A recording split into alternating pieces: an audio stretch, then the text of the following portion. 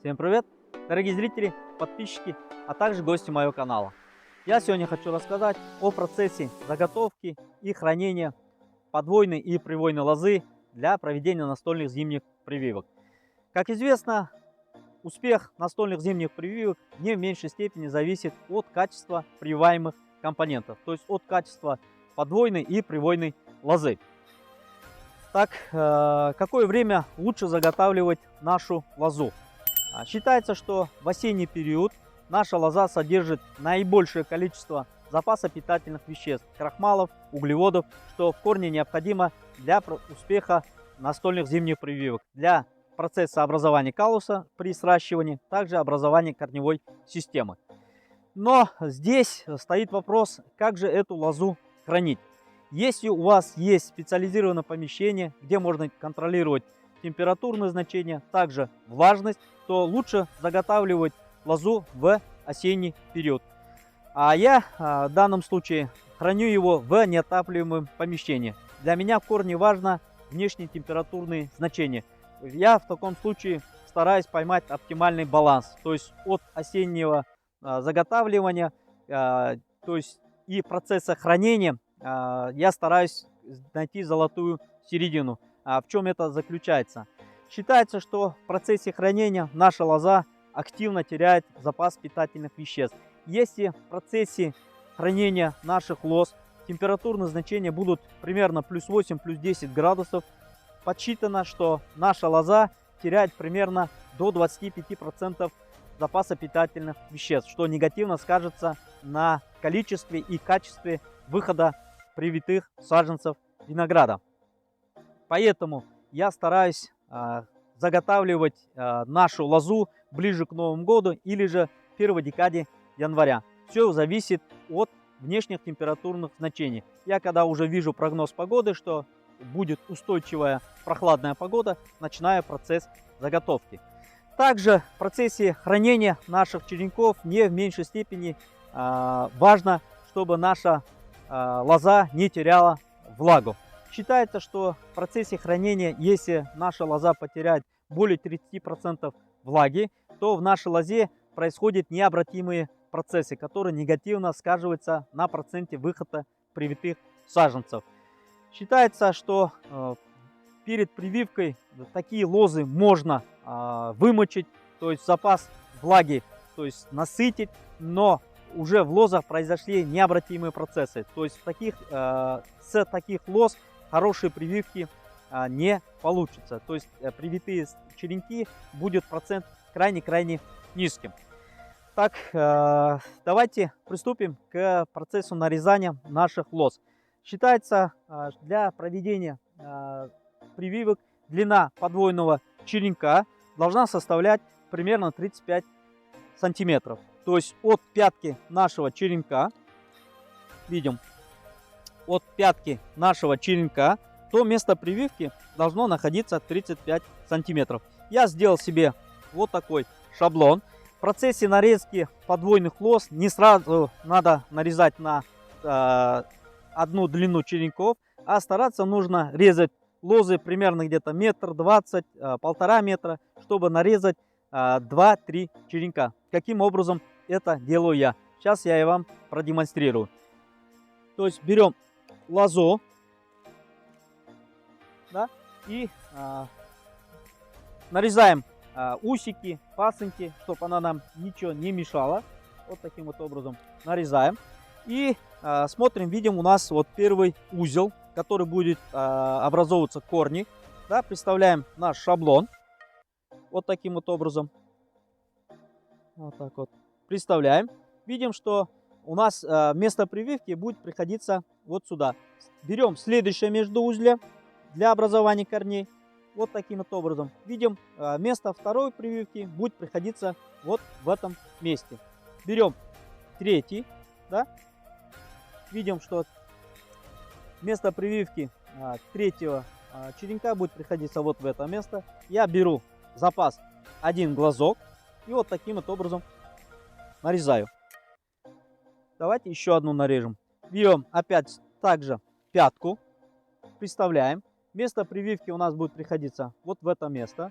Берем следующее междуузле, опять, да, уже видим, у нас попадается на междуузле. Значит, прививку можно будет сделать или чуть-чуть ниже, или чуть-чуть выше. Я уже стараюсь сделать немного выше, да, вот сюда будет попадаться. И следующий черенок у нас будет попадаться вот в этом междуузле. То есть смотрим, вот место прививки, берем один глазок и вот таким вот образом нарезаем. Нарезанные черенки, да, по 3 черенка, вот такие. Следующим этапом пройдемте, я вам покажу, что нужно будет делать. После того, как мы нарезали подвойную лозу, мы приступаем к нарезке привойных лоз. Нарезка привойных лоз, мы нарезаем ее примерно на 6-8 глазков. Это будет зависеть от длины междуузлев. У каждого сорта есть своя особенность. Нарезаем на 6-8 глазков. Обязательно пишем название. Я в данном случае пишу цифрами, мне так более удобно. И после того, как нарезали, связали по сортам наши привойные лозы, нужно их вымочить. Я ставлю на вымочку примерно на сутки, да, и помещаю их полностью в воду. Вот в таком состоянии наши черенки будут находиться примерно сутки. Смотрите, когда только-только черенки нарезали, свежие, когда мы их помещаем в воду, видим, что она всплывает как спичка. Это говорит о том, что наши черенки нуждаются в вымачивании. То есть, видим, она быстро-быстро всплывает. Когда наши черенки будут достаточно напитаны влагой, так как, допустим, данные черенки, которые находились около суток в воде, да, видим, наши черенки уже становятся тяжелыми и даже как бы они ощутимо тяжелые в руке. После этого мы достаем наши черенки, точно так же вымачиваем и подвойную лозу, да, и ставим наши черенки в открытое место, чтобы поверхность наших лоз обязательно просохли. Процесс сушки примерно занимает, в зависимости от температурных значений, где-то минут 15, минут 30. То есть мы даем просохнуть поверхность наших черенков и дальше помещаем ее в места хранения. Давайте пройдем дальше, и я вам покажу, где они хранятся. После того, как наши черенки прошли процесс вымачивания и просушились, мы их помещаем для места хранения. Я храню в неотапливаемом помещении. Вот таким вот образом наши подвойные черенки связаны в пучки. Надеваю полиэтиленовый пакет. Видим, пакет снутри даже немножко пропотел, что свидетельствует о том, что там достаточная влажность. Вот таким вот образом сверху в пакете наши черенки находятся в месте для хранения. Это часть нашей подвойной лозы. Остальную часть я дальше буду заготавливать, но я вам для вашего понимания показываю. А привойные черенки точно так же находятся в полиэтиленовом пакете, да, пронумерованные каждый по сортам. В таком состоянии они будут находиться до момента прививки.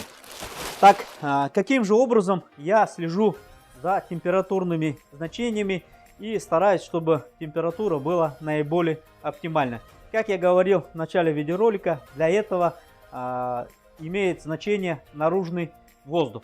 То есть для контроля температуры я использую вот такую домашнюю метеостанцию, у которого есть вот такие вот беспроводные датчики.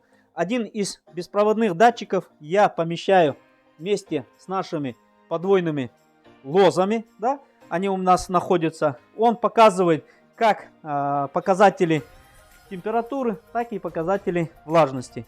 Данная метеостанция находится у меня дома, да, она примерно рассчитана, уверенный сигнал принимает где-то примерно метров 50. И видя разницу между показаниями двух датчиков, один датчик, который находится внутри, где черенки, видим 8,1, 95% влажности, а это показание уличной температуры.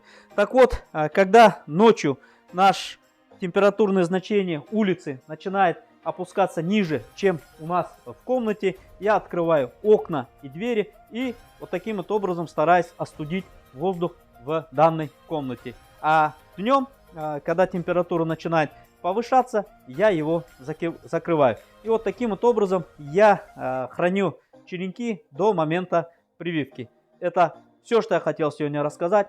Всем пока, до новых видео.